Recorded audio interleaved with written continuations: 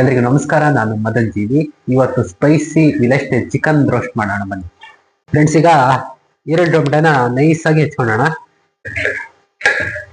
ಗೊತ್ತಾಗ್ಬಿಟ್ಟದಂಗಿದೆ.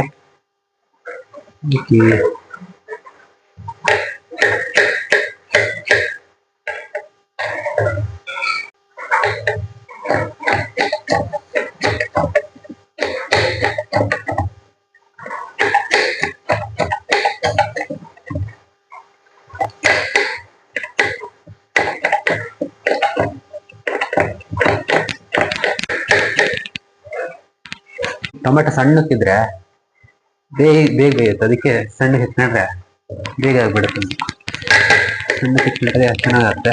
ಮತ್ತೆ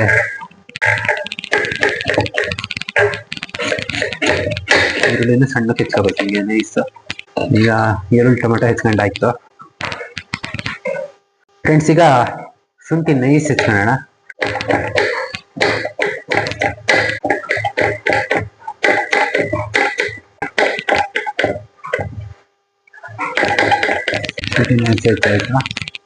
ಈಗ ಬೆಳ್ಳುಳ್ಳಿ ಬಿಟ್ಕೊಳ್ಳೋಣ.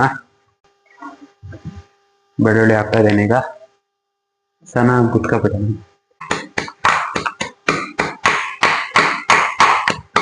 ಈಗ ಬೆಳ್ಳುಳ್ಳಿ ಕುತ್ಕೊಂಡಾಯ್ತು. ಈಗ ಏನೇನು ತಗೊಂಡಿದ್ದೀವಿ ಅಂತ ನೋಡೋಣ ಫ್ರೆಂಡ್ಸ್. ಮೊದಲನೇದಾಗಿ ಕ್ರಿಸ್ಪಿ ವಿಲೇಜ್ ಸ್ಟೈಲ್ ಚಿಕನ್ ಗ್ರೇವಿಗೆ ಚಿಕನ್ ತಗೊಂಡಿದ್ದೀನಿ. ಆಮೇಲೆ ಈರುಳ್ಳಿ ಟೊಮೆಟೊ ಸಣ್ಣದಾಗಿ ಹೆಚ್ಕೊಂಡಿದ್ದೀನಿ. ಹಾಗೆಯೇ ಶುಂಠಿ ಸಣ್ಣಕ್ಕೆ ಹೆಚ್ಕೊಂಡಿದ್ದೀನಿ. ಬೆಳ್ಳುಳ್ಳಿ ಗುದ್ಕೊಂಡಿದ್ದೀನಿ.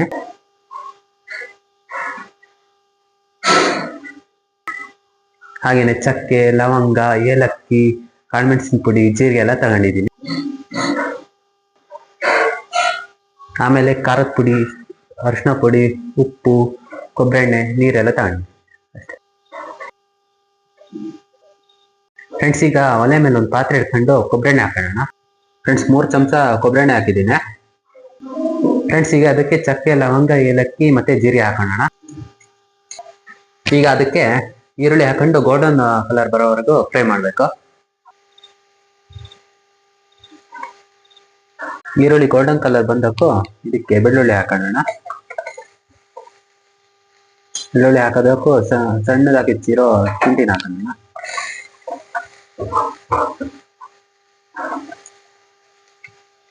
ಈಗ ಶುಂಠಿ ಬೆಳ್ಳುಳ್ಳಿ ಎಲ್ಲ ಹಾಕಿದಾಯ್ತು. ಈಗ ಸಣ್ಣದಾಗಿ ಹೆಚ್ಕೊಂಡಿರೋ ಟೊಮೆಟೊ ಇತ್ತಲ್ಲ, ಅದನ್ನ ಹಾಕ್ಬಿಡೋಣ. ಈಗ ಟೊಮೆಟೊ ಹಾಕಿದ್ದೀನಿ. ಟೊಮೆಟೊ ನೀರು ಬಿಡೋವರೆಗೂ ಚೆನ್ನಾಗಿ ಫ್ರೈ ಆಗಲಿ. ಹಂಗೆ ಟೊಮೆಟೊ ಹಾಕಾದ್ಮೇಲೆ ಈಗ 1 kg ಚಿಕನ್ ತಗೊಂಡಿದ್ವಲ್ಲ, ಅದನ್ನ ಹಾಕ್ಬಿಡೋಣ. ಈಗ ಚಿಕನ್ ಹಾಕಾಯ್ತು, ಚೆನ್ನಾಗಿ ತಿರ್ಸ್ಕೊಂಡ ಫ್ರೆಂಡ್ಸ್. ಈಗ ಚಿಕನ್ ಹಾಕಿಟ್ಟಿದ ಚೆನ್ನಾಗಿ ತಿರ್ಸ್ಕೊಂಡಿದ್ದೀನಿ. ಈಗ ಅರಿಶಿನ ಪುಡಿ, ಉಪ್ಪು, ಖಾರದ ಪುಡಿ ಮತ್ತೆ ಕಾಳುಮೆಣಸಿನ ಪುಡಿ ಹಾಕಿ ಚೆನ್ನಾಗಿ ತಿರ್ಸ್ಕೊಂಡು ಬಾಯಿ ಮುಚ್ಚಿ ಬೇಯಕ್ಕೆ ಬಿಡ್ಬೇಕು ಫ್ರೆಂಡ್ಸ್. ಈಗ ಕಾಳುಮೆಣಸಿನ ಪುಡಿ ಹಾಕ್ತಾ ಇದ್ದೀನಿ ಫ್ರೆಂಡ್ಸ್. 1.5 ಚಮಚ ಉಪ್ಪು ಹಾಕ್ತಾ ಇದ್ದೀನಿ ಫ್ರೆಂಡ್ಸ್. ಈಗ ಅರ್ಧ ಚಮಚ ಅರಿಶಿನ ಪುಡಿ ಹಾಕ್ತಾ ಇದ್ದೀನಿ. ಈಗ ಲಾಸ್ಟ್ ಇಂಗ್ರೀಡಿಯೆಂಟ್ಸ್ ಖಾರದ ಪುಡಿ ಹಾಕ್ತಾ ಇದ್ದೀನಿ. ಖಾರದ ಪುಡಿ 2 ಚಮಚ ಹಾಕ್ತಾ ಇದ್ದೀನಿ. ಈಗ ಚೆನ್ನಾಗಿ ಮಿಕ್ಸ್ ಮಾಡ್ಕೊಂಡು ಬಾಯಿ ಮುಚ್ಚಿ ಬೇಯಕ್ಕೆ ಬಿಡ್ಬೇಕು ಅಷ್ಟೇ ಫ್ರೆಂಡ್ಸ್. ಈಗ ಚಿಕನ್ ಬೇಯಕ್ಕೆ ಬಿಡೋಣ.